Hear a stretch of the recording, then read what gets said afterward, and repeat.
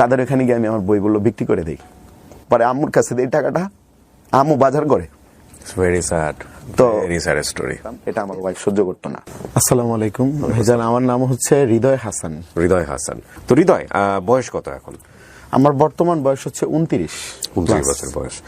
আমরা একটু শুনি যেখান থেকে বলার আছে আপনার। যখন বয়স আমার 3-4 বছর তখন থেকে মোটামুটি মেমোরি আছে, বাট আমার নানু এবং আম্মুর কাছ থেকে যেটা শুনেছি, আমার জন্মটা হয় হচ্ছে আপনার ধানমন্ডিতে, ধানমন্ডি জিগাতলায়, ওইখানে আমার জন্ম হয়। আমার বয়স যখন হচ্ছে 2 মাস, জি, তখন আমার যিনি বাবা আছেন ওনার নাম হচ্ছে মতিউর রহমান। তো উনি হচ্ছে আরেকটা বিয়ে করেন, আরেকটা বিয়ে করার পর ওই মাকে নিয়ে আসেন, মানে আমার সৎমা যিনি, আমাদের বাসাতে নিয়ে আসার পর এক পর্যায়ে আমার মা রাগ করে আমাকে নিয়ে গ্রামে চলে গিয়েছিল, আমার নানু বাড়ি যেটা। ওকে। তো আমার নানু বাড়ি হচ্ছে শেরপুর জেলার নকলা থানার, এটা হচ্ছে পাঠাকাটা গ্রামের নাম। এখান থেকে আমি আর কি ছোট থেকে আর কি বড় হই, তখন আমার বয়স 2 মাস। জি। এর মধ্যে হচ্ছে আমার বাবা নাকি আমাকে নেওয়ার জন্য 2বার গ্রামে গেছিল, বাট আমার আম্মু হচ্ছে দেয়নি। যখন আমার বয়স হচ্ছে 1.5 বছর, তখন আমার মা আমাকে গ্রামে রেখে সে আবার ঢাকায় চলে আসে কাজের জন্য। আমার বয়স যখন 4 বছর, তখন আবার ঢাকায় নিয়ে আসে। আমার খালারা যখন হচ্ছে গ্রামে বেড়াইতে যাইতো, মানে নানু বাড়িতে, বাজার করে নিয়ে আসতো, দেখা গেছে ডিমের তরকারি রান্না করতো, ওই ডিমের তরকারি দিয়ে হচ্ছে ডিম দিয়ে তারা ভাত খেত, আর আমাকে হচ্ছে শুধুমাত্র আলু দিত, মানে ডিমটা ভাগ্যে হতো, ডিমটা আমাকে দিত না। তো আমি ওইটা দিয়ে মানে খাইতাম। আর হচ্ছে সবচেয়ে বড় কথা, আমি কখনো মানে আশেপাশের কোনো বাসা থেকে যদি আমাকে কিছু খাইতে বলতো, আমি কখনো খাইতাম না। নিজের ঘরে যদি আমার নানু বাড়িতে যদি না রানতো, তাহলে হচ্ছে আমি খাইতাম না। আমার মা যখন হচ্ছে দেখতেছে যে আমি অনেক শুকিয়ে যাচ্ছি, তারপর আমার হচ্ছে শীতকালের সময় হচ্ছে আমার ঠোঁট ফেটে গেছে, অনেক করুণ অবস্থা, তখন হচ্ছে আমার মা ঢাকায় আমাকে নিয়ে আসে। তো একজন লোককে বলাই দিছে, আমার মা বলছে যে উনি তোমার বাবা। আচ্ছা। তো যখন এটা বলছে, তো আমিও ওনাকে বাবা মনে করছি যে হ্যাঁ উনি আমার বাবা। আমার মা আমাকে একটা সরকারি স্কুলে ভর্তি করায় দেয়। আমরা তখন থাকতাম হচ্ছে মেরুলবাড্ডাতে, 5 পর্যন্ত এখানে লেখাপড়া করি। হৃদয়, তখন আপনার মা কি করতেন? তখন আমার মা বাসায় ছিলেন। আর যাকে বাবা করে পরিচয় করে দিলেন, উনি ওনাকে বিয়ে করেছেন? হ্যাঁ, উনি ওনাকে বিয়ে করেছেন এবং উনি একজন সরকারি চাকরিজীবী ছিলেন। এবং উনি হচ্ছে ওনার আগেরও একটা ফ্যামিলি আছে। তো এখানে হচ্ছে ওনার 2টা মেয়ে এবং একটা ছেলে। কারণে অকারণে আমার সৎ বাবা অনেক মারধর করতো আমাকে। আমি যদি কোনো অন্যায় না করতাম তাও মারতো, আবার যদি কোনো অন্যায় করতাম তাও মারতো। আমাকে অনেক সময় অনেক পড়া ধরতো, যেগুলো আমি পারতাম না, বেদ দিয়ে মেরে পুরো শরীরে হচ্ছে মানে দাগ বসায় দিত। আর আমার ওই বাবা হচ্ছে সবসময় আমাদের বাসায় থাকতো না, যেহেতু ওনার আরেকটা ফ্যামিলি আছে। আর ওই ছোটবেলা থেকে যত ঈদ আসতো, আমাদের এমন দিন গেছে যে ঈদের মধ্যে আমরা কোনো জামা কাপড় কিনতে পারিনি। তো এরপর হচ্ছে যখন আমি ক্লাস 4 এর পর যখন আমি 5-এ উঠি, এখান থেকে হচ্ছে আমার সৎ বাবা যিনি ছিলেন, তো আমি ওনার নামটা বলতে চাচ্ছি না, তো উনি হচ্ছে গিয়ে সংসারে খোঁজ খবর নেওয়া একটু কমায় দিছে। তারপর হচ্ছে সংসারে যে একটা খরচ থাকে, খরচটা দেওয়া বন্ধ করে দিছে। তার মধ্যে আমি স্কুলের পাশাপাশি যেটা করলাম সেটা হচ্ছে স্কুলেও পড়ি, পাশাপাশি হচ্ছে বাসায় এসে ওই যে ডাবলি, বুট, ছোলা এগুলো কিনে আমাদের বাসার সামনে একটা টেবিল নিয়ে বসে এখানে এগুলো বিক্রি করতাম। চটপটি বলে এটাকে, চটপটি, ফুচকা। আইডিয়াটা আপনাকে কে দিল? এটা আমি ওই যে পার্শ্ববর্তী অনেকের, মানে আমি যে স্কুলে পড়তাম, আমার স্কুলের সামনে হচ্ছে একটা মামা ফুচকা বিক্রি করতো, চটপটি বিক্রি করতো, ওইখান থেকে আসলে দেখে দেখে আর কি। হ্যাঁ, নিজেই। তারপর আমার আম্মু হচ্ছে শুধু বুটটা হচ্ছে সিদ্ধ করে দিত। মানে মাও সাপোর্ট করেছে। হ্যাঁ, কিছু টাকা বিক্রি হইতো, আমাদের টুকটাক ভাবে সংসার চলতো। তো এরপর হচ্ছে আমার ক্লাস 6-এ ভর্তি হওয়া লাগবে, ওইখানে আমাকে ক্লাস 6-এ ভর্তি করে 3 মাসের মতো আর কি লেখাপড়া করি। ওই 3 মাসের আসলে যেই একটা বেতন দিতে হয়, যেহেতু আমি এর আগে সরকারি স্কুলে পড়ছি, এখানে কোনো বেতন দেওয়া লাগতো না, বাট এখানে বেতন দেওয়া লাগতেছে। এখন এই বেতনটা হচ্ছে আমার পক্ষে দেওয়া সম্ভব হচ্ছে না, আমার আম্মু দিতে পারতেছে না, কারণ আমার সৎ বাবা যিনি আছে উনিও খরচটা দিচ্ছে না আমাদের। ভাত খাচ্ছি, ঠিক আছে, আমি ভাত খাইতেছি, মা আমাকে ভাত খাওয়াই দিতেছে, মানে পাতিলার ভাত নাই। যখন আমার মা আমাকে ভাত খাওয়াই দিত, আমি সবসময় হচ্ছে ওই পাতিলটার দিকে লক্ষ্য করতাম যে আসলে পাতিলে কি ভাত আছে কিনা। তো দেখতাম পাতিলে ভাত নাই। পরে হচ্ছে গিয়ে যে মা যেই ভাতগুলো আমাকে খাওয়াই দেওয়ার জন্য নিছিল, ওই ভাতগুলো আমরা 2 জনে খাইতাম। বেতন দিতে পারিনি। ওই কলেজটার হচ্ছে যিনি মানে প্রতিষ্ঠাতা, উনি হচ্ছে বেতনগুলো কালেক্ট করতো সবার। তো যখন আমার কাছে আসছে বেতন নেওয়ার জন্য, আমি তো বেতন দিতে পারি নাই। তো যেহেতু আমি অনেক ছোট, তো আমার আম্মুর বলছে যে তোমার মাকে হচ্ছে ডাইকা নিয়ে আসবা। তো এখন আমি যে মাকে ডাইকা নিয়ে আসবো, আমার মা তো বেতন দিতে পারবে না, কারণ মার কাছে বেতন নেই, কারণ সংসারই চলতেছে না আমাদের, বেতন দিবে কোত্থেকে। এক পর্যায়ে আমার সাথে অনেক মানে তারা অনেক মিসবিহেভ করে, রাগারাগি করে যে বেতন দিবা না, পড়তে আসছো কেন, এটা সেটা। তো এগুলো শোনার পর, যেহেতু আমি ক্লাস 6-এর বইগুলো আমার কেনা হয়েছিল, তো এরপর হচ্ছে আমি স্কুল থেকে চলে আসি বের হয়ে। স্কুলের ব্যাগ নিয়ে চলে আসি। আইসা আমি ওই স্কুলের যেই বইগুলো ছিল আমার, ওই বইগুলো হচ্ছে আমাদের পার্শ্ববর্তী একটা বাজার ছিল, ওই বাজারে হচ্ছে কাগজ কিনে যারা, তাদের ওখানে গিয়ে আমি আমার বইগুলো বিক্রি করে দিই। বইগুলো বিক্রি করে দেই, নিয়ে ওই টাকা নিয়ে আমি বাসায় চলে যাই। পরে আম্মুর কাছে দেই টাকাটা, আম্মু বাজার করে। ভেরি স্যাড, তো ভেরি স্যাড স্টোরি। মানে ওইখান থেকে আমার কর্ম। মা কি জানতো যে আপনি বই বিক্রি হ্যাঁ, করেন? আমি মাকে বলে দিছি যে মা আমি স্কুলে পড়বো না।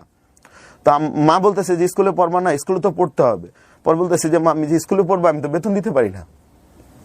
এখন যেখানে আমি বেতন দিতে পারি না, ওনারা তো আর ফ্রি আমার পড়াবে না।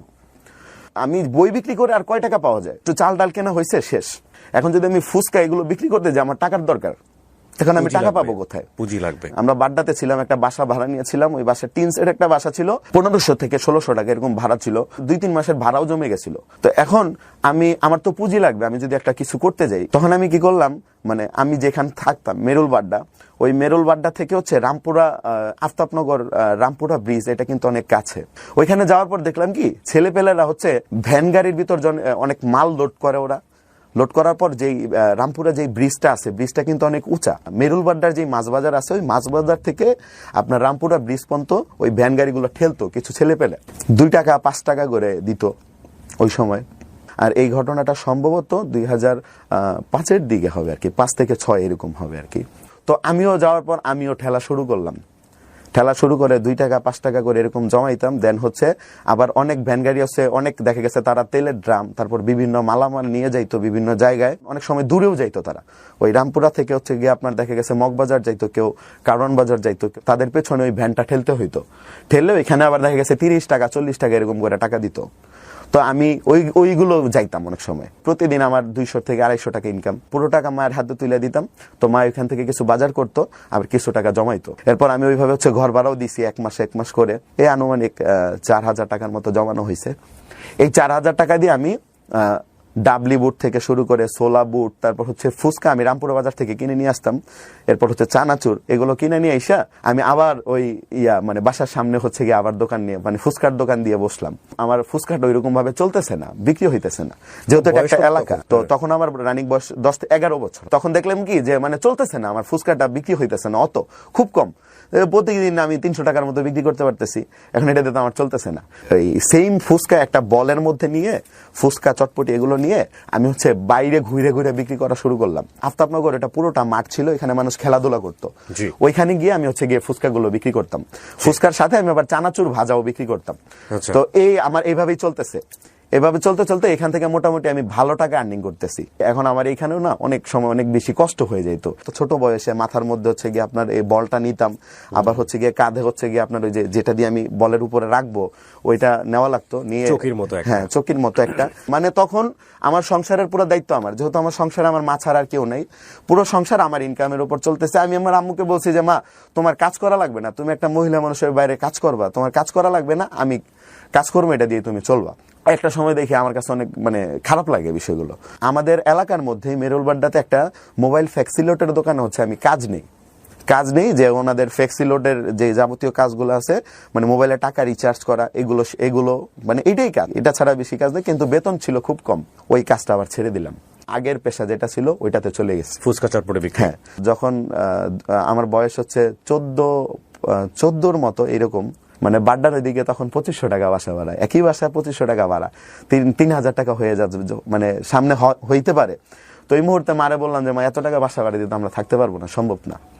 তখন মা হচ্ছে যেটা করলো, আমার খালারা থাকতো হচ্ছে কি আপনার নারায়ণগঞ্জের মধ্যে পড়ছে আর কি, ফতুল্লা থানার মধ্যে, মানে আমার বাসা টাসা সব শিফট করে নিয়ে আমরা খালামনির বাসার ওইদিকে চলে গেলাম। ওইদিকে বাসা ভাড়া খুব কম। 1 সপ্তাহ পরে গিয়ে একটা সাপার মিলে কাজ নিয়েছি। সাপার মিলের কাজটা হচ্ছে ডাইং কাটিং বলে এটাকে, মানে শাড়ি যে কাপড়গুলো আমাদের মা বোনেরা পরে, ওই কাপড়গুলো হচ্ছে আমাদের শুধু ছিঁড়তে হইতো। আচ্ছা, ছিঁড়ে এক একটা পিস করতে হইতো, ওই পিসগুলো করে একটা গাঁঠি করে আমরা রেখে দিতাম। ওইখানে আমার স্যালারি ধরছে হচ্ছে 4000 টাকা, ওভার টাইম করলে 5-6 টাকা পাওয়া যাবে। করতে কি করলাম, পার্শ্ববর্তী আরেক জায়গায় হচ্ছে হাউজিং এর কাজ আছে, ওইখানে কাজটা হচ্ছে একটা শাড়ি যখন হচ্ছে মানে প্রিন্ট করা হয়, কাপড় লাগানো হয় বা রং করা হয়, রং করার পর এটাকে ওয়াশ করতে হয়, ওই ওয়াশটাই হাউজিং এ করে। তো ওই হাউজিং এ কাজ করলাম। হাউজিং এ কাজটা করতে হয় কি, ওই পানির মধ্যে নেমে ওইখানে হচ্ছে কেমিক্যালের পানিগুলো থাকে, রংগুলো থাকে, পানির মধ্যে নেমে হচ্ছে কাপড়গুলো কাচতে হয়। কাপড় কাচতে হয়, ওটাতে স্যালারি ভালো, 8,000 টাকা বেতন। তো আমি 3 মাস ডাইং কাটিং এর কাজ করে 4,000 টাকা বেতনের কাজ করে আমি ওইখানে 8,000 টাকা বেতনের কাজে ঢুকে গেলাম। ওভার টাইম নিয়ে আমার হচ্ছে টোটাল 9,000 টাকার মতো, 9,000 10,000 টাকা আমি পাইতাম। তো পাইতে হচ্ছে এই তো আমার সংসার ভালোভাবেই চলতেছে। 9-10,000 টাকা যেহেতু আমি ইনকাম করি, আমার তার কোনো সমস্যা হচ্ছে না। তো এইখানে ছাপার মেলে কাজ করতে গেলে একটা প্রবলেম হয় কি, মানে পা পয়চা যাইতো কেমিক্যালের পানিতে। আমি বলতে চাচ্ছিলাম যে কেমিক্যালের পানিতে পা পয়চা যাইতো। পানিতে কেমিক্যালটা মিশাইটা যদি আপনারা চোখে দেখেন একবার, কি কাপড় যে আমরা পরি। ওকে, যাই হোক, বলেন। তো কেমিক্যালের পানিতে আমার পা পয়চা যেত, মানে পায়ে ঘাও হয়ে যেত। ভাইয়া আমাকে হচ্ছে মানে অফিস থেকে, মানে যেখানে কারখানায় কাজ করি, ওনারা মলমের জন্য টাকা দিত, 50 টাকা করে মলমের টাকা দিত। আমি মলমটা পায়ে লাগাইতাম না, ওই মলমের টাকাও আমি সংসারের কাজে লাগাইতাম। ঠিক আছে। তো মানে যখন আমি কাজ সাইরা রাত্রে যখন আমি বাসায় যাই, আমাদের রাস্তাটা ছিল ওয়াশারের একটা রাস্তা ছিল, আর সাপার মেলটা ছিল শ্যামপুরে। তো আমি যাইতে অনেক কষ্ট হইতো আমার, মানে হাঁটতে পারতাম না আমি। তো এরকম করতে করতে আমার পায়ের বুড়া যে নখগুলো আছে, 2টা নখ কিন্তু পড়ে গেছে। ওহো, 2টা নখ নাই, পড়ে গেছে। নতুন করে যেগুলো নখ হয়েছে ওগুলো আসলে হওয়ার মতো না, মানে বাঁকাতারা করে হয়ে গেছে। একটা সময় ঈদ আসলো, আর সাবার মেলের নিয়ম হচ্ছে ঈদ যদি আসে, ধরেন আমার বেতন যদি 12,000 টাকা থাকে, তাহলে আমি 6,000 টাকা করে আমি বোনাস পাবো। রোজার ঈদে 6,000 টাকা বোনাস, কুরবানি ঈদে 6,000 টাকা বোনাস, যা বেতন তার অর্ধেক বোনাস প্রত্যেকটা ঈদে। তো ঈদ আসলো, ঈদ আসার আগে চাঁদ রাতের আগ পর্যন্ত আমরা কাজ করলাম। সন্ধ্যার পর যখন আমাদের, মানে চাঁদ রাতের আগের দিন যখন আমাদের বেতন দিল, বেতন দেওয়ার পর এখন আমি টাকাটা নিয়ে যখন আমি ওয়াশার দিয়ে আসবো, ওয়াশার দিয়ে আসার সময় আমি শুনলাম যে ওইখানে নাকি কিছু ছেলে পেলে দাঁড়ায় রয়েছে, মানুষের কাছ থেকে টাকা পয়সা নিয়ে যেতেছে। এখন আমার যাওয়ার রাস্তায় একটা, এটা ছাড়া আর কোনো গতি নেই। এখন আমার যাইতেও হবে। আমি 2 ঘন্টার মতো বসে রয়েছি। এরপর আমার সাহসে কুলাইতেছে না, আমি যাবো না যাবো, কি করবো আমি বুঝতে পারতেছি না। তখন বাইজে গেছে রাত্রের 11টা। এখন আমি বাসায় যাইতে পারতেছি না, আমি মানুষ একাই। তখন আমার বয়স হচ্ছে 16 বছর। মুদি দোকানে গেলাম, গুড়া মরিচ আছে না, গুড়া মরিচের প্যাকেট কিনলাম। 1 প্যাকেট গুড়া মরিচ কিনলাম, কিনা 50 গ্রামের। উপর থেকে প্যাকেটটা ছিঁড়ে ফেললাম। ছিঁড়ে আমি ওই গুড়া মরিচটা পকেটে, মানে খুইলা রাখছি, খুইলা পকেটে ঢুকে রাখছি। 1 পকেটে, আরেক পকেটে হচ্ছে আমার বেতনের টাকা, হাতে একটা টিফিন বাড়ি স্টিলের। তো আমি আল্লাহর নাম করে আমি হাঁটা শুরু করছি। ঠিক আছে। তো হাঁটা শুরু করছি, ওইখানে একটা আনসার ক্যাম্প ছিল। ওই আনসার ক্যাম্পের সামনে যাওয়ার পরে আমাকে 3 থেকে 4 জন ছেলে পেলে ধরে ফেলেছে যে কোথায় কাজ করো, কোথায়? আমি বলছি সাবার মেলে। বেতন বোনাস পাইছো না? জি ভাই পাইছি। চুপচাপ যা আছে দিয়ে দাও, বেতন বোনাস যেটা পাইছো দিয়ে দে, যদি না দেস তাহলে কিন্তু ছুরি দেখাইছিল আর কি। ঠিক আছে। তো এটা দেখানোর পরে আমি বলতেছি যে হ্যাঁ ভাইয়া আমি দিতেছি বলে আমি কি করছি হচ্ছে গিয়ে যে গুড়ামরিচ প্যাকেটটা আমি মানে এইখান থেকে হাত দিয়ে বের করছি। বের করে আমার চোখটা এইভাবে ধরে আমি এভাবে মানে ছিটা মারছি গুড়ামরিচ গুলা। আমার হাতে কিছু লাগছিল আর ওদের চোখে লাগছে ডিরেক্টলি গিয়া। চোখে লাগার কারণে ওরা তো ও মা ও বাবা করে চিকুর দিতেছে। পরে চিকুর দেওয়ার কারণে ওই আপনার আনসার ক্যাম্প থেকে বিভিন্ন মানুষ দৌড়ে আসছে। 2 জন মানুষ ওরা দৌড়ে চলে গেছে, আর 2 জন মানুষ ইনস্ট্যান্ট ছিল, চোখ নিয়ে ডলাডলি করতেছে আর কান্নাকাটি করতেছে। তো আনসার ক্যাম্প, আনসারের লোকজন আসার পরে যখন জিজ্ঞেস করছে, আমি বলছি যে ভাই ওনারা ছিনতাই করে আমার বেতনের টাকা নিয়ে যেতে চাইছে, এর জন্য আমি ওদের চোখে মরিচ মারছি। তো এটা বলার পরে হচ্ছে আনসার গুলো আইসা নগদ এদেরকে ধরে ফেলাইছে। তো ধরার আগ পর্যন্ত যেটা হয়েছে, আমি গুড়ামরিচ গুলো মাইরে আমার হাতে টিফিন বাটি ছিল, টিফিন বাটি দিয়ে আমি শরীরের ভিতরে ওদের বাড়ি মারছি। মানে ওরা যখন আমার হচ্ছে খামচি দিতে আসছে, আমি হচ্ছে টিফিন বাটি দিয়ে ওদের বাড়ি মারছি। বাড়ি মারার পরে আনসাররা যখন আসছে, আনসাররা আসার পরে আনসার 2টারে পাইছে, 2টারে গাছের সাথে বাঁধছে। গাছের সাথে বাঁধার পরে এরা হচ্ছে মানে একটা আমাদের ওইদিকে একটা মানে গ্রুপ ছিল, খুব খারাপ উনি। ঠিক আছে, উনি খুব খারাপ, ওনার লোকজন আর কি। ওকে, ঠিক আছে। তখন ওরা হচ্ছে গিয়ে যে ওদের আনসারের হাতে যে বন্দুকগুলো থাকে, যে আপনার কাঠের, ওইটা দিয়ে মাথায় এইভাবে ধরে ওরে বাইরে এসছে আর কি, যেগুলা করো হ্যান ত্যান আবি যাবি। ঠিক আছে, ওটা বাইরে এসে বেড়ানোর পরে আমার কইতাছে ছোট ভাই তুমি চলে যাও। পরে আমি চলে আসছি। চলে আসার পরে পরবর্তীতে আমি আসার পর যখন আমি কিছু পরিচিত মানুষজনকে বলছি, বলার পর ওরা বললো যে তুই কাজটা করছিস কি, তুই আর কোনোদিন কাজে যাইস না ওই রোড দিয়ে কাজে গেলে তোর বিপদ আছে। এখন মনের মধ্যে একটা আতঙ্ক, আমি গিয়ে কেমনে কাজ করবো, আমার তো মাইরা ফেলাবে, আর আমার মা ছাড়া তো আমার কেউ নেই, আর আমি ছাড়া আমার মায়ের কেউ নেই। তখন আমি সাবার মেলে, ঈদের পর থেকে আমি সাবার মেলে কাজ করা বন্ধ করে দিলাম। তো এরপর হচ্ছে আমাদের এলাকাতে একটা ফার্নিচারের দোকানে কাজ করা স্টার্ট করলাম। আমি নিজে হচ্ছে গিয়ে আপনার শোকেস থেকে শুরু করে ওয়ার্ডরোব এগুলো নিজে বানাইতে পারি, শুধুমাত্র আপনার নকশা ছাড়া। আচ্ছা, এই 4 মাসের ভিতরে আমি কাজ শিখে ফেলছি টোটাল। তো কাজ শিখার পরে একটা প্রবলেম হইতো কি, কড়া দিয়ে যখন কাটতে হইতো উপর হইয়া, তো তখন আমার মাজাতে ধরে ফেলতো। মানে ওইটা আমি নিতে পারতাম না। মাজাতে মানে অনেকক্ষণ লাগে হচ্ছে কাটতে হইতো করার দিয়া। তো মাজাতে যখন আমি নিতে পারতাম না, তখন হচ্ছে ভাবলাম যে এই কাজটার ছাইরা আমার অন্য কোনো কাজ করতে হবে। তখন আমি একটা বিস্কিট কোম্পানির ব্যান্ড ড্রাইভার হিসেবে কাজ করলাম, মানে ড্রাইভার যেটাকে বলে। একটা কাভার ভ্যান ছিল, ওই কাভার ভ্যানের আমি চালাইতাম। আমি চালা দোকানে গিয়ে মাল সেল দিতাম। যেহেতু আমার লেখাপড়া ছিল হচ্ছে 5 এর পর পর্যন্ত, মোটামুটি আমি মোটামুটি সব বুঝি। এছাড়া অর্ডার কাটতো, আমি ডেলিভারি দিতাম। তো এরপর আমি একটা তেল কোম্পানিতে চাকরি করি, মানে তেল কোম্পানির ডিলারের আন্ডারে হচ্ছে কাজ করি। আমি ডিলারের আন্ডারে কাজ করি। ওইখানে হচ্ছে গিয়ে আমার কাজটা ছিল ভ্যান গাড়ি চালানো।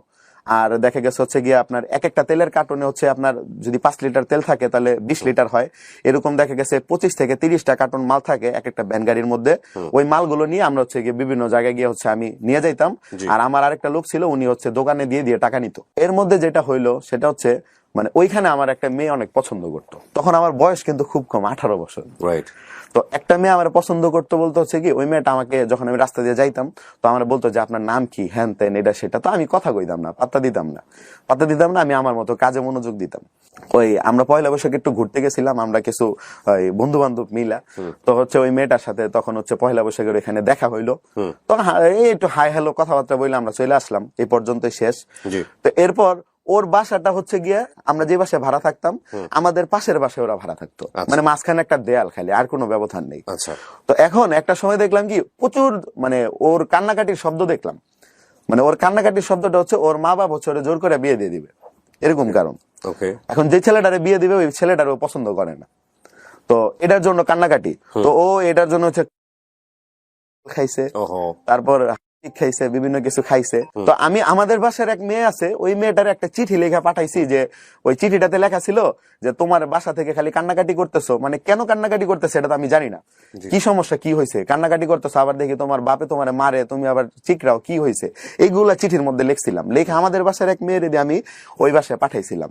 তো পাঠানোর পরে যেটা হয়েছে, ওই মেয়েটা আবার আমার আম্মুর কাছে গিয়ে বলছে যে আমি নাকি লাভ লেটার পাঠাইছি।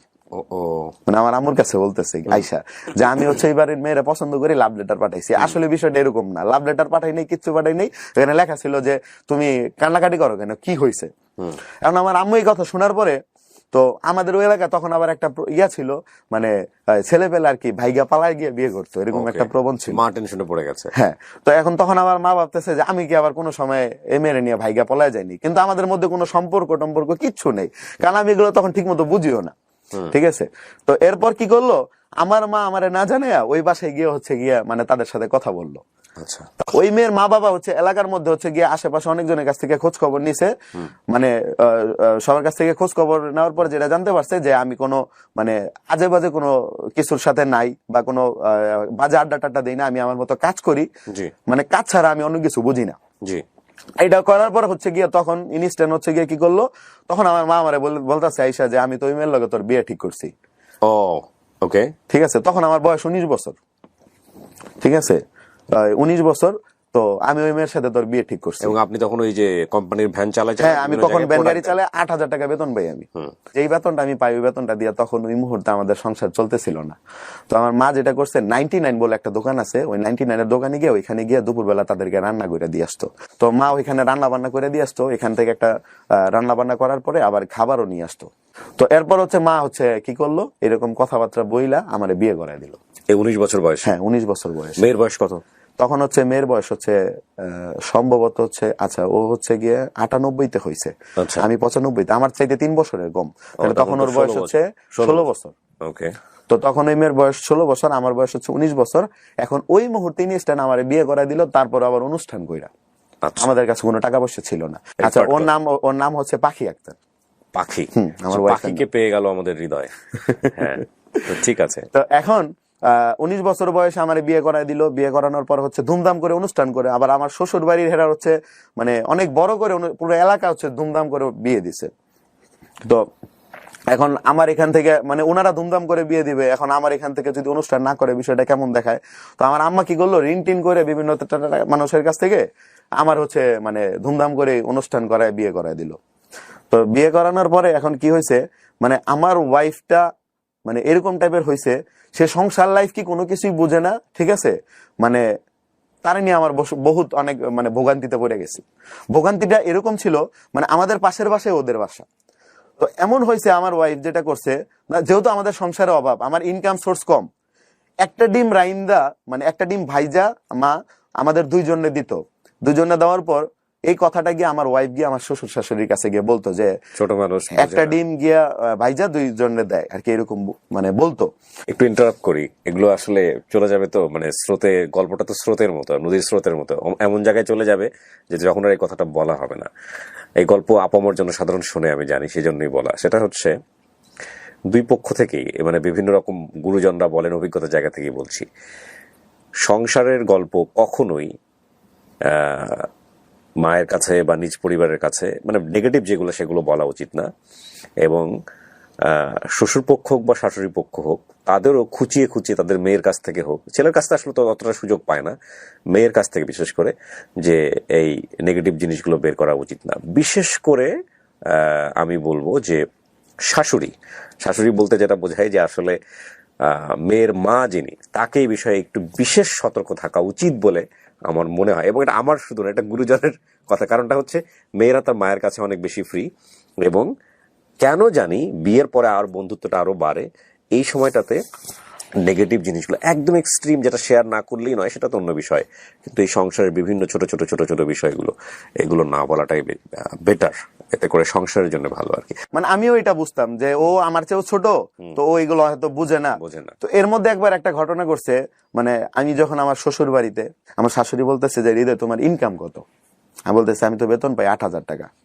তো আমার শাশুড়ি একটা কথা মানে খোঁচা মায়ের একটা কথা বলছে যে তোমার ইনকাম কত? 8,000 টাকা। আমি বলছি হ্যাঁ। কয় এইটা তো আমার 2 দিনের ইনকাম। শাশুড়ি বলছে মানে উনিও কাজ করতো আর কি Okay. ওইখানে, উনি একটা বিজনেস মানে মুরগির একটা বিজনেসের সাথে আছে ওইখানে, ওনার ইনকাম হইতো প্রতিদিন 4,000-5,000 টাকা করে ইনকাম হইতো। তো আমার বলতেছে এটা তো আমার 2 দিনের ইনকাম। তো উনি বলছে, আমি মাথা নিচু করে অন্যদিকে তাকিয়েছিলাম আর কি, শুনছি শুধু, আর কিছু বলিনি। তো বলতেই পারে ওনার যেহেতু 2 দিনের ইনকাম, এটা হইতেই পারে, ঠিক না? তো আর যেটা প্র্যাকটিক্যালি আমি জানি যেটা, তো আমার শ্বশুর শাশুড়ি মানে আমার এখানে একটা বিষয় হচ্ছে, আমার শ্বশুর শাশুড়ির 5টা মেয়ে, কোনো ছেলে নেই। আচ্ছা। আর আমার ওয়াইফ হচ্ছে দ্বিতীয়। এই বিয়ে দেওয়ার পরে আমাদের সংসার চলতেছে। আমার ওয়াইফও কিছু বুঝতো না, বারবার গিয়ে বাপের বাড়ি বিভিন্ন কথাবার্তা গিয়ে বলতো। তো এর মধ্যে হচ্ছে গিয়ে যেটা হইলো সেটা হচ্ছে প্রেগনেন্ট হয় আমার ওয়াইফ। আমি যখন দেখলাম যে না এই টাকা দিয়ে আমার সংসার চলবে না, তখন আমি ডিরেক্টলি ডিলারের কাছ থেকে কোম্পানির কাছে চলে গেলাম। কোম্পানির কাছে গিয়ে আমি ডেলিভারি, যেখানে আমি ভ্যান চালাইতাম ওইখানে আমি কোম্পানির এখানে গিয়ে আমি এসআর পোস্টে নিয়োগ দিই, মানে চলে গেলাম। মানে আমি দোকানে গিয়ে অর্ডার কাটতেছি, এবং আমার অর্ডারটাও অনেক ভালো অর্ডার হইতো। তো আমি অর্ডারের কাজে হচ্ছে গেছি, ডেলিভারির কাজে নরসিংদী গেছি, আমাদের পিক আপ ভ্যান দিয়ে, কোম্পানির পিক আপ ছিল টাটা গাড়ি, ওই গাড়ি দিয়ে ডেলিভারি দিতে গেছি। তো এর মধ্যে আমার ওয়াইফের হচ্ছে ব্যথা উঠছে। আচ্ছা, ঠিক আছে, মানে আমার বাসাতেই আস্তে আস্তে আমার ওয়াইফের হচ্ছে, আমার শ্বশুর শাশুড়ি হচ্ছে তাদের বাসায় নিয়ে আসছে। এখন আমি আসার পর যেটা হয়েছে, আমার ওয়াইফকে হচ্ছে তারা মেডিকেলে নিতে দেয়নি। ওহো। এখন এইটা শুধুমাত্র বাচ্চা, হ্যাঁ, বিয়ের কতদিন পরে? এটা হচ্ছে গিয়ে মানে বছর পরে, আমাদের বিয়ের 3 মাস পরে হচ্ছে ও হচ্ছে গিয়ে আপনার ওরা আসলে সংসারটাও একেবারে আনপ্ল্যান্ড যেটাকে বলে। ঠিক আছে, আমার শ্বশুর শাশুড়ি হচ্ছে সিজার করাতে দিবে না। এর মধ্যে আরেকটা বিষয় হচ্ছে, আমার ওয়াইফটা এরকম ছিল ছোট থেকে, মানে আমার বিয়ের পর থেকে যেটা দেখে আসছি, খাওয়া দাওয়া ঠিক মতো করতো না। তো বাচ্চা পেটে থাকা অবস্থায় এরকম কাজ করছে, ঠিক মতো খায় নাই, না খাওয়ার কারণে বাচ্চা পেটের মধ্যে বড় হয়ে গেছে। এখন যেহেতু পেটের মধ্যে বড় হয়ে গেছে, আর ওর বয়স যেহেতু অল্প, সিজার স্যার এটা পসিবল না কোনোভাবে। এখন ওনারা যেটা করছে, সিজার করতে দেয়নি। আমার শাশুড়ির একটা কথা হলো যে আমার মেয়েটা যদি আমি সিজার করি, সিজার করেন আমার মেয়ে পঙ্গু হয়ে যাবে। তখন হচ্ছে মানে মোট কথা মেডিকেলে নিতে দেয়নি, বাসার মধ্যে দায় মহিলা দিয়ে ট্রাই করানো হয়েছে, ব্যথার সুই একটার জায়গায় 3টা দেওয়া হয়েছে। ঠিক আছে, তো এখন মানে আমি তো গেটের সামনে দাঁড়ায় আমার কান্না করা ছাড়া আর কোনো গতি নেই। আমি বাইরে সিএনজি দাঁড়া করে রাখছি যে আমি মেডিকেলে নিয়ে যাবো, কিন্তু আমার মেডিকেলে কেউ নিতে দিচ্ছে না। ইভেন আমার মাও পরে যখন আসছে, আমার মাও যখন ছিল, আমার মারেও বলছি, মাও কোনো কথা গুরুত্ব দেয় না। মানে মোট কথা হচ্ছে আমার মা এবং শাশুড়ি সবার গাফলতি ছিল এখানে, যে তারা বাসাতেই ট্রাই করবে, এখন মেডিকেলে নিতে দিবে না। এখন যেখানে তারা দিবে না, এখানে আমি জোর করে একা মানুষ কিভাবে নিয়ে যাবো? আমার ওয়াইফ তো অসুস্থ, সে তো বলতে পারতেছে না যে আমার মেডিকেলে নিয়ে যাও। এখন যখন আমি দেখতেছি অনেক কান্নাকাটি করতেছি, মেডিকেলে নিতে দিতেছে না, মানে আপনার 1 দিন পার হয়ে গেছে ব্যথাই 1 দিনে, কিন্তু মেডিকেলে নেওয়ার কোনো খোঁজ খবর নেই। তখন যেটা করা হইলো, আমার খালা শাশুড়ি ছিল, খালা শাশুড়ি বলতেছে যে আমার বাগ্নিরা আমি মেডিকেলে নিয়ে যাবো যেটাই হোক। মানে উনি এক পর্যায়ে জোর কইরা হচ্ছে আমার ওয়াইফকে নিয়ে মেডিকেলে নিয়ে গেছে এবং আমরা সবাই নিয়ে গেছি। তো আমরা একটা হসপিটালে প্রথম গেছি, যাওয়ার পর ওইখানে বলতেছে যে হাত পা সব ভাঙ্গা ঘুরে ঘুরে গেছে। তো আমরা বলতেছি যে আপনি দেখলেনই না, ঠিক মতো বুঝলেন কেমনে?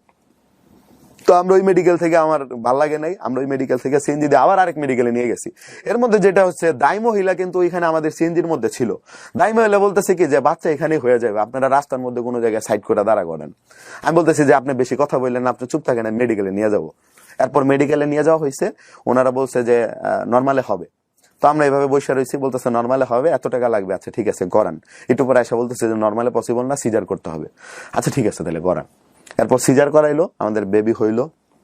হওয়ার পর যেটা হয়েছে, মানে ওই যে দায়ী মহিলা দিয়ে ট্রাই করানো হয়েছে, দায়ী মহিলা মাথার ভিতরে এইভাবে, মানে মাথাটা তো আগে ছিল, এই মাথার ভিতরে এইভাবে জাতা দিছে, অনেক জাতা দেওয়ার কারণে এখানে মাথার চারা ভেঙে ফেলেছে। আজকের এপিসোডটা অনেক দিক থেকে শিক্ষণীয়। আপনারা ওকে দেখেন, লক্ষ কোটি মানুষ ওকে সোশ্যাল মিডিয়াতে চেনে। Definitely he is a very powerful content creator. কিন্তু ওই পরিচয়ের বাইরে আজকের ওর জীবনের যে গল্পটা এখানে উঠে আসছে, সেখান থেকে অনেক কিছু নেয়ার আছে আমাদের। মনোযোগ দিয়ে শোনেন আপনারা। জি, তারপরে? তো মাথার চারা ভেঙে ফেলছে এবং আমার বাচ্চা মানে মৃতই বলা যায়। মানে তার সেন্স নাই, মানে সে লড়তেছে না, কান্না করতেছে না, কিছু না। এখন যেই মহিলা সিজার করাইছে, ওই মহিলা যেটা করছে, মানে তার নিজের, মানে যেটা জানতে পারছি আমরা, যে বাচ্চা পেটের ভিতরে মানে ডেট ওভার হয়ে গেছে, পেটের মধ্যে করছে করে ওই বাচ্চা খেয়ে ফেলছে। আর পেটের মধ্যে ওই বিষাক্ত থাকে, তো এটা খেয়ে ফেলছে। এখন আমার ওই যে ডাক্তার মহিলা যে সিজার করছে, উনি নিজের মুখ দিয়ে বাচ্চার মুখের সাথে মুখ লাগাইয়া টাং দিয়ে নিয়ে আসছে, নিয়ে এসে তারপরে হচ্ছে গিয়ে আপনার ফালাইছে। ফালানোর পর এইভাবে ফালাইতে ফালাইতে পরে বাচ্চাটা একটু হাত পা লড়ছে। লড়ার পর বলতেছে যে ইমার্জেন্সি ওর হচ্ছে আইসিইউ তো নিয়ে যেতে হবে। এখন ওইখানে আইসিইউ ছিল না, ঢাকা মেডিকেল আইসিইউ আছে। তখন রাত্রে বাজে 2টা, শীতকাল। তো আইসিইউ তো আমি আমার শ্বশুর এই দুইজন মিলে আমরা নিয়ে গেলাম ঢাকা মেডিকেলে। তারা রাখবে না, আমার শ্বশুর এক পর্যায়ে চুরি করে গিয়ে হচ্ছে আইসিইউর ভিতর ঢুকাই দিছে। মানে দেখতেছে আরেকজন এরকম সিরিয়াল আইসিইউতে আছে, চুরি করে ঢুকাই দিছে। পরে ডাক্তার যখন জিজ্ঞেস করছে আপনি কাজটা করলেন কেন, বলছে আমার নাতিটারে তো বাঁচাইতে হবে। তারপর হচ্ছে ঢুকাইছে। তো তখন তো বাচ্চা তাকাইছে, সুন্দর করে তাকাইছে, আবার কান্নাও করছে, কিন্তু ওর মাথাটা উঁচা ছিল। নর্মালি যে মাথার চারা ভেঙে কারণে ছেলে, তো ওর মাথাটা একটু উঁচা ছিল। তো আমরা ওর নাম রাখি হচ্ছে রাকিব। এইখানে মানে একটু সুস্থ হয় তখন আমরা বাসায় নিয়ে আসি। বাচ্চার পিছনে প্রচুর পর্যাপ্ত পরিমাণ সময় দিতে হইতো। মাথায় যে ট্রাই করানো হয়েছে, এটার কারণে বাচ্চাটা প্রতিবন্ধী হয়ে গেছে। আর এমন প্রতিবন্ধী, বাচ্চা চোখেও দেখতো না। এই একটা মাথার চারা ভাঙার কারণে বাচ্চা চোখে দেখতো না, কানেও শুনতো না, কথা বলতে পারতো না, বসতেও পারতো না, দাঁড়াইতেও পারতো না, মানে শুয়ে থাকতো সব সময়। আমি একটা সেকেন্ডের জন্য ভাবি নাই যে ও এরকম বা ও এরকম হইলো কেন। আমার কথা হচ্ছে, হয়তো মানে যেহেতু আল্লাহ দুনিয়াতে পাঠাইছে ওরে, ঠিক আছে, আমি আমার যথেষ্ট পরিমাণ চেষ্টা করে যাব। ভাই এমন হয়েছে, আমি বাসায় আলু ভর্তা দিয়ে ভাত খাই, আমি প্রতি মাসে 30,000-40,000 টাকা করে সন্তানের পিছনে খরচ করি, মেডিকেল ট্রিটমেন্ট এসবের জন্য। তো আবার ওই যে এমআরআই করাইতে হয়, ওইখানে 15,000 টাকা করে লাগে, বারবার টেস্ট করাইতে হয়। আর বাচ্চাকে হচ্ছে কি আপনার যে একটা ওষুধ আছে, ওই ওষুধ দিয়ে ঘুম পাড়ে রাখতে হইতো সবসময়, বেশিরভাগ সময় অর্ধেক করে খাওয়ানো হইতো, যে খাইলে মানুষ হচ্ছে ঘুমায় থাকে আর কি। বড় মানুষ খাইলে বড় মানুষ ঘুমায় থাকে, মানে নরমালি ঘুমাইতো না, না মানে ওষুধ না খাওয়াইলে ঘুমাইতো না, ওষুধ খাওয়াই ঘুম পাড়াইতে হইতো। তো আমার ওয়াইফও ওরে নিয়ে অনেক কষ্ট করছে। যখন আমার এই ওয়াইফটা মানে এই যে বাচ্চাটা হয়, এরপরে আমার ওয়াইফের একটু ম্যাচুরিটি আসে আর কি। সে তখন অনেক কিছু বুঝে, অনেক কিছু বাবা মারে বলে না গিয়ে। তো এরপর একটা পর্যায়ে গিয়ে ওই আমাদের কোম্পানির যখন হচ্ছে গিয়ে আপনার ওই আমার একটা যেই ডিলারের আন্ডারে আমি প্রথম কাজ করতাম তেল কোম্পানিতে, ওই ডিলারটা যখন টাকার জন্য হচ্ছে আপনার ডেলিভারি দিতে পারতো না, তখন ওনার সাথে আমি যৌথ হয়ে গেলাম, যৌথ হয়ে কাজ করলাম। মানে 50-50 যা লাভ হয়, মানে উনিও ডিলার আমিও ডিলার, এরকম ভাবে। উনি যেখানে আর্নিং করতে পারতো না, তখন আর্নিংটা আমাদের দ্বিগুণ বাইরে গেছে। তো এর মধ্যে আমরা আবার কিছু কাজ করছিলাম, সেটা হচ্ছে চকবাজার থেকে আমরা হচ্ছে নারিকেল তেলের বোতল কিনে নিয়ে আসতাম। তারপর হচ্ছে বাজারে যেরকম রিন হুইল পাউডার বিক্রি করে, আর চকবাজার গেলে রিমের প্যাকেট পাওয়া যায়, রিম। তো এইগুলো হচ্ছে গিয়ে আমরা নিয়ে আসতাম, আইনা হচ্ছে গিয়ে নিজেরা হচ্ছে গিয়ে আপনার ইয়ার থেকে গিয়ে আপনার ওই দেখা গেছে হচ্ছে নারায়ণগঞ্জ থেকে তেল কিনে নিয়ে আসতাম। আর আমাদের বিপরীত সাইডে হচ্ছে শনিয়া একটা দিকে হুইল পাউডারের কারখানা পাওয়া যায়, ভালো হুইল পাউডারটা কিনে নিয়ে আসতাম, এটা নিজেরাই প্যাকেট করতাম, প্যাকেট করে এগুলো সেল করতাম। মোটামুটি এখান থেকে আমাদের আর্নিং খুব ভালোই হচ্ছে। এবার আমরা উনি আর আমি দুইজন যেহেতু পার্টনারে ছিলাম, পার্টনারে এমন হয়েছে আমাদের 1.5 লাখ 2 লাখ টাকা, 1.5 লাখ টাকার উপরে ইনকাম হইতো মাসে, 1.5 লাখ 2 লাখ টাকাও আসছে, এরকম আছে। তো এর ভিতরে হচ্ছে কিছুদিন পর উনি ওই ব্যবসাটা ছেড়ে দিল, যে উনি ওনার দ্বারা সম্ভব না।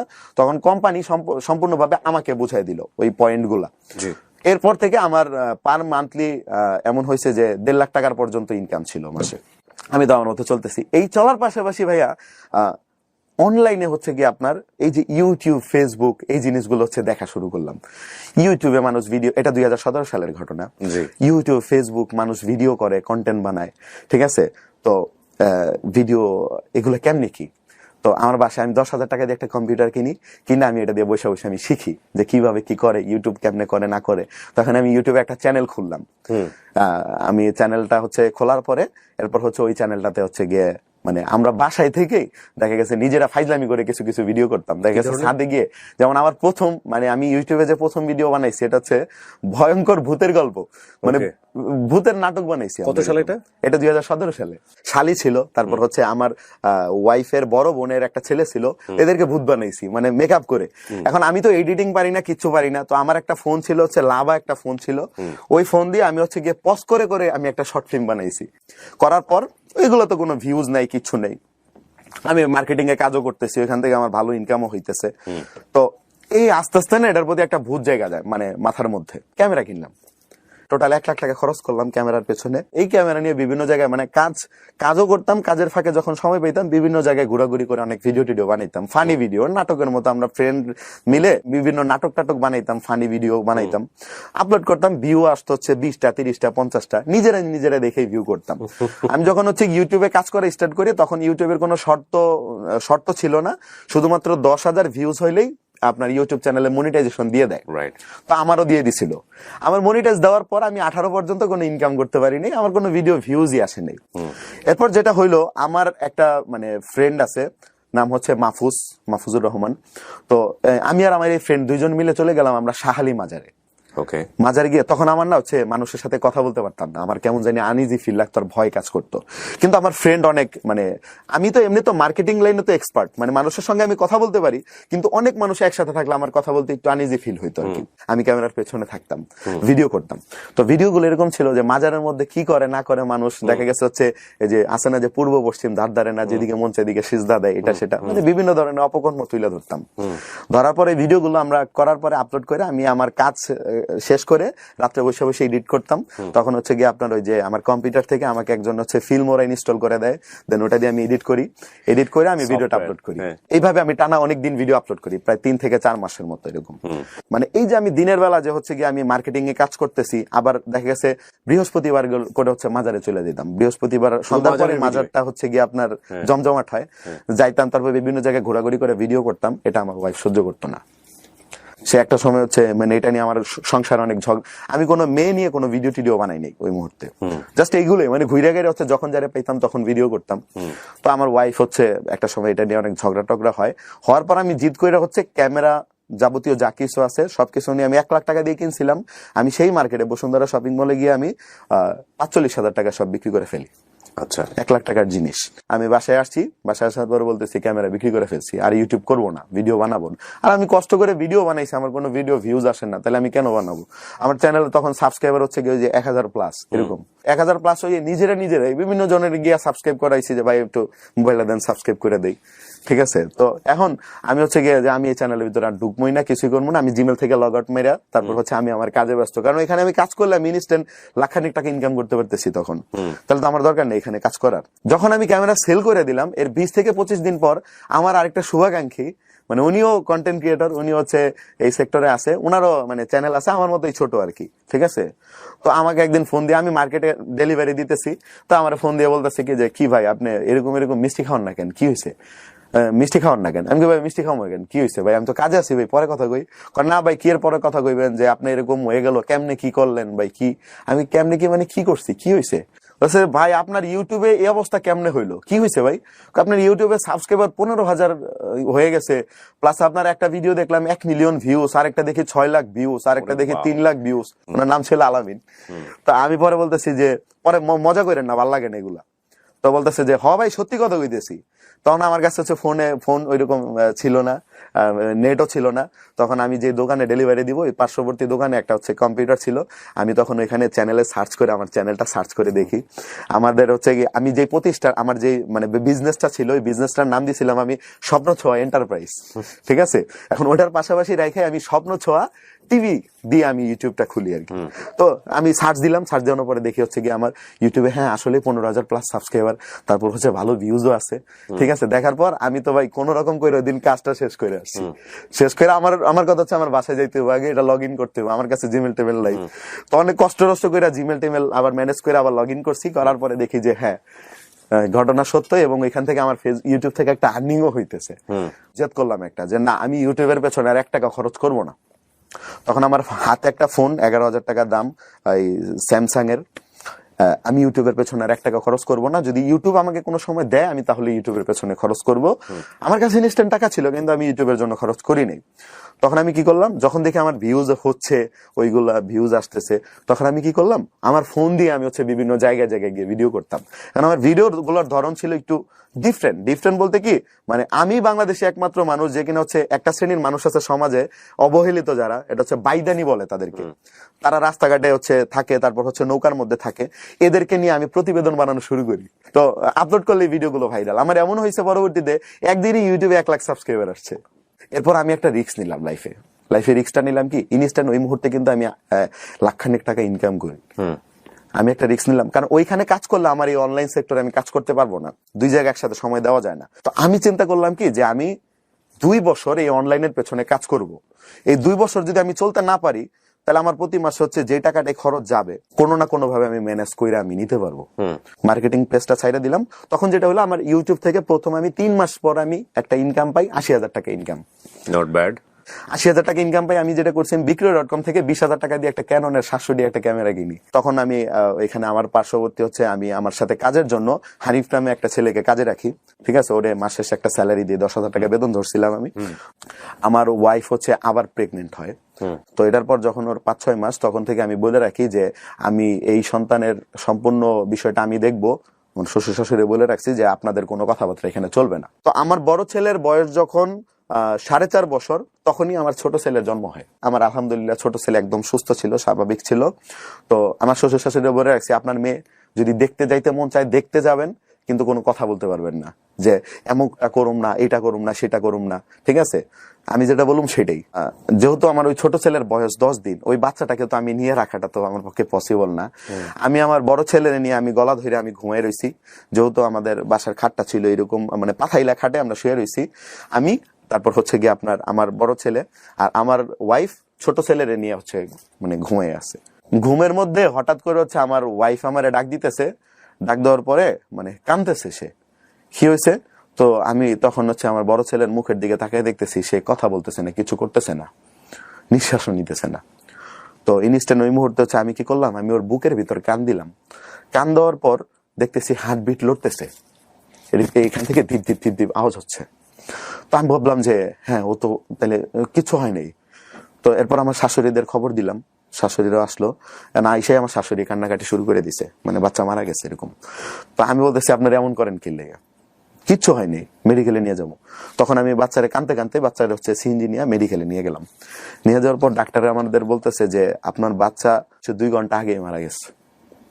তখন আমি ডাক্তারের সাথে মানে রাগারাগি করতেছি, আমি কই এখনো পর্যন্ত ওর হার্টবিট লড়তেছে, এটা কেমনে? ও যদি মারা যায় তাহলে ওর হার্টবিট লড়তেছে কেন? আপনি কান পাইতে দেখেন, ডাক্তারও কান পাইতে দেখছে হার্টবিট লড়তেছে। তো উনি এখন কি জানি একটা জিনিস বললো আমাকে যে মৃত মানুষকেও নাকি কয়েক ঘন্টা কেমনে জানি জীবিত করা যায় না, কি জানি কি। কতক্ষণ পর দেখলাম আবার ওই হার্টবিটটা নড়া বন্ধ হয়ে গেছে, আর নড়ে না। মানে তো বডি কিন্তু নিস্তেজ হয়ে গেছে, কিন্তু বুকের মধ্যে কান দিলে না মানে শব্দ হয় একটা, এমন এমন এমন একটা শব্দ হয়। ওর জন্য এমন কিছু নেই আমি করি নাই। এমন অবস্থায় গেছে যে ওই যে অনেক মানুষ আছে, অনেক এনজিও আছে, তারা প্রতিবন্ধী বাচ্চাদের এসে নিয়ে যায়, তারা নাকি কিভাবে পালে, ঠিক আছে, আবার টাকা পয়সাও দেয় তারা। তো আমি ওনাদেরকে একবার বলে দিছি যে আমি আমার সন্তানের জন্য চিকিৎসা করতে যদি না পারি, আমি আমার সন্তানের জন্য রাস্তায় গিয়ে ভিক্ষা করব। যদি কেউ আমার ভিক্ষা না দেয় তখন ওই মুহূর্তে আমি আপনাদের কাছে গিয়ে দিয়ে আসবো আমার সন্তানরে। আবার আমি কি আল্লাহর কাছে ভাবছি কি যে আমার সন্তান দুনিয়াতে থেকে যেই পরিমাণ কষ্ট করছে এর চাইতে আল্লাহ নিয়ে গেছে তারা ভালো করছে খুব। তো এরপর যেটা হয়েছে এই কাজ করলাম ইউটিউবে, তখন কাজ করা স্টার্ট করছি পুরা দমে। কোন একটা মাসে সর্বোচ্চ আয়? ভাইয়া এটা যদি আমি ফেসবুক মিলায় ইউটিউবে, তো ভাইয়া যখন আমি ফেসবুকে প্রপারলি ঢুকে গেলাম তখন হচ্ছে ইউটিউবের প্রতি জোর দেই নাই বেশি। তো এবারও আমার সবগুলো ইউটিউব চ্যানেল মিলে হচ্ছে টোটাল ধরেন 27 লাখ সাবস্ক্রাইবার আছে। তো আমার ভিউ ছিল প্রচুর। তো এখন বিষয়টা হচ্ছে কি ভাইয়া, আমি এটা বলতে পারবো যে ইউটিউব থেকে আমি এখন পর্যন্ত 2017 সাল থেকে 2023 সাল পর্যন্ত যা ইনকাম করছি, মানে এত বছরে, ওই সেম ইনকামটা আমি ফেসবুক থেকে 1 মাসে করছি। একটা বিষয় কিভাবে সম্ভব? হ্যাঁ। কত সালে এটা?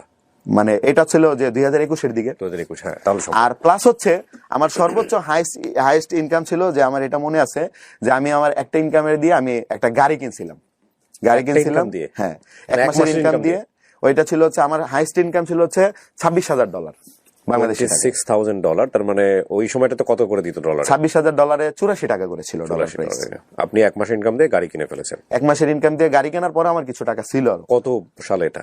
এটা হচ্ছে গিয়া এই যে 2021-এর পরে আর কি। 21-এর পরে এই সময়টা, এটা এগ্রিড, এটা উনি যেটা বলছেন সেটার সাথে আমি একমত। হ্যাঁ, তখন আমি ইউটিউবের প্রতি হচ্ছে মানে জোরটা কমাই দিলাম যে ইউটিউব আমি দিব না। উনি যেটা বলছে সেটার ঘটনাটা আমি আপনাদেরকে একটু খুলে বলি, খুব ছোট করে বলি। আসলে এত ইন ডিটেইলে হয়তো অনেকে এই যে কন্টেন্ট ক্রিয়েটরদের আর্নিং নিয়ে, আপনারা এই যে কিছুদিন আগে ফুড আপের আয় নিয়ে আপনারা অনেক কথাবার্তা বলেছেন এবং বলতে পছন্দ করেন, কারণ আপনারা অনেক বেশি জানেন না এই বিষয়গুলো নিয়ে। যারা বলতে পছন্দ করেন ডিটেইলি ঢোকেন না এই কারণে হয়তোবা।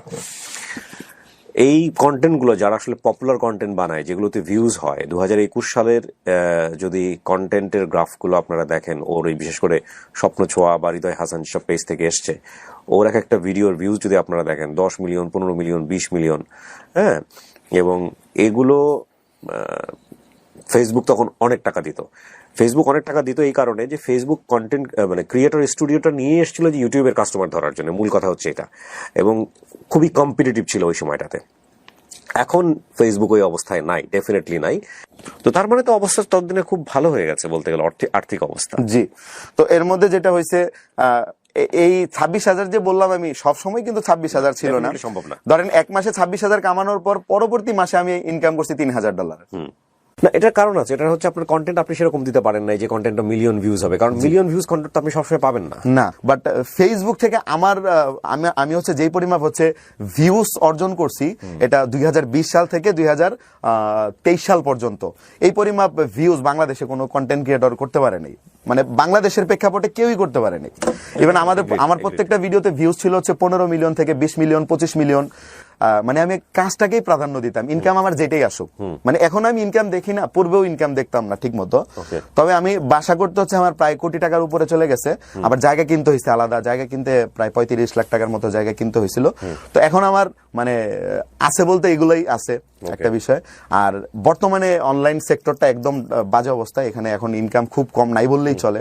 এখন কিন্তু আমি আলহামদুলিল্লাহ মোটামুটি অনেকটাই ভালো আছি। ভাই আমি আজকে যে অবস্থানে আছি, হয়তো এই অবস্থানে আমি থাকতাম না, হয়তো আমার অবস্থানটা অন্যরকম হইতে পারতো। কিন্তু ভাই একটা বিষয় হচ্ছে কি, এই যে আমি শুরু থেকে যে লেভেলের পরিশ্রমগুলো করে আসছি বা যে কাজগুলো করে আসছি, তো এটার মূল ফ্যাক্টটা ছিল হচ্ছে আমি আমার বাবাকে কখনো দেখতে পারিনি। যখন আমি ছোট ছিলাম, তখন আমাকে যখন কেউ জিজ্ঞেস করতো যে তোমার বাবার নাম কি, আমি অনেক সময় থতমত খেয়ে যেতাম যে আমার বাবার নাম আসলে কি। তো আমি আমার বাবার নাম নির্ধারণ করছি হচ্ছে গিয়ে আমার যেই এই যে এখানে আমি এই যে আমার এখানে যে একটা আছে, এটা হচ্ছে আমার টিকার কাগজ, মানে আমাকে যে টিকা দেওয়া হয়েছিল, এই টিকার কাগজ দেখে মূলত হচ্ছে আমি আমার বাবার নাম নির্ধারণ করি, এবং এই নামটাই আমি আমার ভোটার ন্যাশনাল আইডি কার্ড থেকে শুরু করে টুজার সব জায়গায় ব্যবহার করি। মা কেন শেখায় নাই আপনাকে, বলে নাই কেন? আমার মা বলে না, আমি জিজ্ঞেসও করি নাই। আমার মা তো ওই যে উনি যে দ্বিতীয় যাকে বিয়ে করছিল, তো সেটাই তো পরিচয় দিছিল আমাকে ফার্স্ট অফ অল। প্রথম যে বাবা, প্রথম বাবার কথা বলতেই চায় নাই আপনাকে? হ্যাঁ, প্রথম বাবার কথা উনিও বলতে চায় নাই, আর আমি ওনার কাছ থেকে তেমন জিজ্ঞেস করি নাই, প্রথমত খেয়ে যেতাম। বাট যখন আমি টিকার কাগজটা আমি যখন দেখছি, তখন থেকে বলতাম যে আমার বাবার নাম হচ্ছে মতিউর রহমান। যিনি জন্মদাতা তিনি জন্মদাতাই। আমার মা না হয় হচ্ছে আমাকে রাগ কইরা নিয়ে চলে গেছে আরেক জায়গায়। আমার বাবাও 2 বার গেছিল, 2 বার যাওয়ার পর হচ্ছে আমাকে দেয় নাই দেখে হচ্ছে তখন আর সেও দেখতে যায় নাই। এখন আমার মায়ের দিক থেকে যদি দেখি, আমি আমার মায়ের দিক থেকে আমার মা পারফেক্ট ছিল। কেন পারফেক্ট ছিল? আমার বাবা উনি হচ্ছে ধানমন্ডিতে, যেটা আমি আমার মায়ের কাছ থেকে জানতে পারছি, যে ধানমন্ডিতে কাঁচামালের ব্যবসা করতো উনি। আচ্ছা, ঠিক আছে। আর ওনার বাড়ি হচ্ছে বরিশাল, মানে আমার বাবার বাড়ি হচ্ছে বরিশাল, ঠিক আছে। তো বরিশাল আমি জায়গাটাও ঠিক মতো হচ্ছে বলতে পারবো না, আমি এখানে যে ফোনে লিখে রাখছি। তো ওনার হচ্ছে বাড়িটা হচ্ছে বরিশালে, আর উনি আমার আম্মুকে বিয়ে করছে হচ্ছে ধানমন্ডি জিগাতলাতেই। ওইখানে হচ্ছে একটা বাসা ভাড়া নিয়েছিল। থাকার পর যখন আমি হই, যখন আমার বয়স যখন 2 মাস, তখন আরেকটা মহিলাকে যখন নিয়ে এসে আমার মায়ের সামনে বলছে যে ওনারা আমি বিয়ে করছি, তখন ওই মুহূর্তে আমার মা রাগ করে, স্বাভাবিক রাগ করাটা, যখন একটা হাজবেন্ড দেখে যে সে আরেকটা বিয়ে করে নিয়ে আসছে আরেকটা ওয়াইফ, তো তখন ওইটা যেটা হচ্ছে আমার যিনি সৎমা মানে আমার আপন বাবার যখন আরেকটা ওয়াইফ নিয়ে আসছে, যখন সেই মহিলাটা নাকি আমাকে নিয়ে অনেক ধরনের ছবি টবি তুলছে, এটা নাকি আমার মার ভাল লাগেনি। ইভেন আমাকে নাকি আমার দাদা দাদিরা হচ্ছে গ্রামে নিয়ে যেতে চাইছে, ঠিক আছে, তো আমার দাদা দাদিরা যখন নিয়ে যেতে চাইছে তখন হচ্ছে আমার মা দেয় নেই, ভাবছে যে আমার সন্তান যদি হচ্ছে গিয়ে গ্রামে নিয়ে যদি মেরা ফেলায়। আপনার মার কাছ থেকে আমি শুনবো, আপনার মা আসছে এখানে, আপনার মার বক্তব্য শুনবো। হ্যাঁ, আপনি যেটা কন্টিনিউ করছিলেন, আপনার বাবার বাড়ির ঠিকানা আপনি জানেন? এটা হচ্ছে গিয়ে আম্মুর কাছ থেকে যেটা নেওয়ার আর কি নিছি আর কি। আচ্ছা, মূলত হচ্ছে আমার বাবার নাম হচ্ছে মতিউর রহমান। তো আমার বাবার যিনি বাবা মানে আমার দাদা, ওনার নাম হচ্ছে হাবিবুর রহমান ফকির। তো ওনারা হচ্ছে 3 ভাই ছিলেন আমার বাবারা। 3 ভাইয়ের মধ্যে উনি হচ্ছে সবার বড়। আর ছোট ভাই যিনি আছে মানে একবারে ছোট ভাই, ওনার নাম হচ্ছে বাদল ছিল। উনি নাকি আমার আম্মুর সাথে দেখা করছে। আর ওনার মেজো ভাই যিনি ছিল উনি দেখা করেনি কখনো। আর ওনাদের বংশটা হচ্ছে ফকির বংশ। বাড়ি কোথায়? বরিশালে। আচ্ছা, এই বাড়িটা হচ্ছে গিয়ে আপনার বরিশাল ঝালকাঠি নাচের মহল গ্রাম। এটা আমি আমার আম্মুর কাছ থেকে শুনতে পারছি, এই শোনাটাই আর কি। এই নাচের মহল গ্রাম ছাড়া আর তেমন কিছু জানেন? আমি আর কিছু জানি। আপনার মাও যায় নাই ওখানে? আমার মা কখনো হচ্ছে তার শ্বশুর বাড়ি যায়নি। আমি যেহেতু ছোটবেলা থেকে কখনো আমি আমার বাবার আদর ভালোবাসা এগুলো কখনো পাই নাই, প্রথম কথা। আর দ্বিতীয় কথা, নাচের মহল যে গ্রামটা, ওই গ্রামটা আমি অনেক খুঁজছি, পান নাই। আর গুগলেও খুঁজছি, অনেকভাবে খুঁজছি, কিন্তু পাই নাই ভাইয়া। আপনার মাকে আমি একটু ডাকি। জি। হৃদয় তো আপনার ছেলে। জি। একটা ছেলে নিয়েই সারাটা জীবন পার করে দিলেন। হ্যাঁ। ছেলে তো এখন সারা বাংলাদেশের মানুষ ছেলেকে চেনে, এবং ছেলে এখানে আসছে তার বাবাকে খোঁজার জন্য। ওর জ্ঞানে ওর বুদ্ধিতে উপর উঠছে, হ্যাঁ। এই জন্যই সবাই চিনে। তো এখন এই যে বাবাকে খুঁজতে আসছে, নিজের বাবাকে, এটাকে আপনি কিভাবে দেখেন? আপনি কি মনে করতেছেন বিষয়টাকে? না, তার আমার ছেলের দরকার আছে, খুঁজুক। না, আপনার কোনো আপত্তি নাই? না। আপনি কখনো যান নাই ওর বাবার বাড়িতে, আপনার না, শ্বশুর আমি বাড়িতে? যাই নাই। কখনো যান নাই? না। ও, আমি আমার ছেলেকে 2 মাসের টা নিয়ে মানে আমার আম্মা গো। হ্যাঁ, ও গল্পটা বলছে আপনি রাগ করে বাড়ি চলে গিয়েছিলেন, আর একটা বিয়ে করেছিল ওর বাবা, সে কারণে আপনি রাগ করে চলে গিয়েছিলেন। একসাথে আর কি রাখতে চেয়েছিল, হ্যাঁ। এই জন্য আমি একসাথে থাকুম না, এই জন্য আমার আম্মার কাছে গেছিলাম।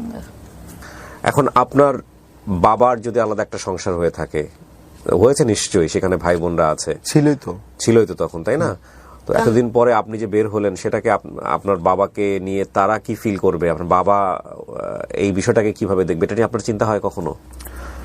ভাই, এটা নিয়ে আমার কোনো চিন্তা নেই। আর দ্বিতীয় কথা হচ্ছে, আমার বাবা যিনি আছেন, তো উনি আমাদেরকে মানে সন্তান হিসেবে আমাকে স্বীকৃতি দিল আর না দিল, ওইটা আমার বিষয় না।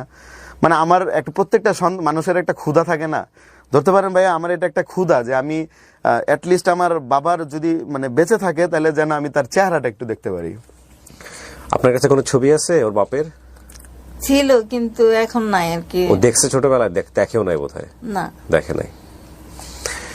আজকের এই গল্পটাতে আমরা যে জায়গাটায় 2 মাস, তখন ওর 2 মাস বয়স ছিল। জি, দাড়ি কমা সেমিক্লোন বা যেটাই টানতে চাই, সেটা হচ্ছে ওনাদের দুজনকে দেখিয়ে না।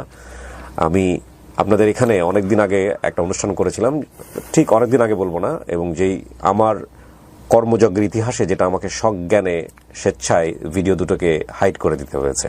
এত বেশি আলোচনা হচ্ছিল, সমালোচনা হচ্ছিল এখানে। আমি একজন ফুড ব্লগার এবং তার এক্স হাজব্যান্ডকে নিয়ে, আসলে এখানে আমার একটা মারাত্মক ভুলও ছিল, কারণ আমি যে ড্রাইভটা করছিলাম, সেই ড্রাইভটা আমি আসলে জানতাম না আসলে আমি কোন দিকে ফোকাস করতে চাচ্ছি, আমার ড্রাইভটা কিভাবে করা উচিত। ডেফিনেটলি তো নিজের ভুল স্বীকার করতে আমার কোনো সমস্যা নেই, আমি সবসময় বলি ভুল শুদ্ধ মিলিয়ে মানুষ, সুতরাং আমারও 1000টা ভুল হয়।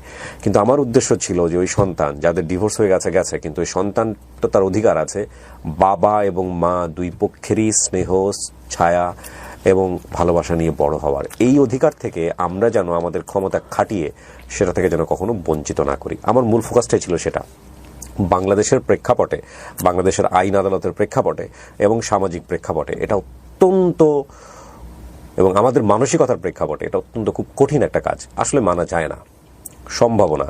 কারণ ডিভোর্সটা তো আসলে আরামের জিনিস না, এটা তো আসলে খেলতে খেলতে হয় না, এবং এটা কেউ আরাম করেও এটা করে না। এটা নিঃসন্দেহে একটা সম্পর্ক খুবই জঘন্যতম একটা অবস্থায় চলে গেলে, যখন দুটো মানুষ একসাথে থাকা যায় না, সেই রকম একটা অবস্থায় চলে গেলেই তখন মানুষ ডিভোর্সের কথা চিন্তা করে।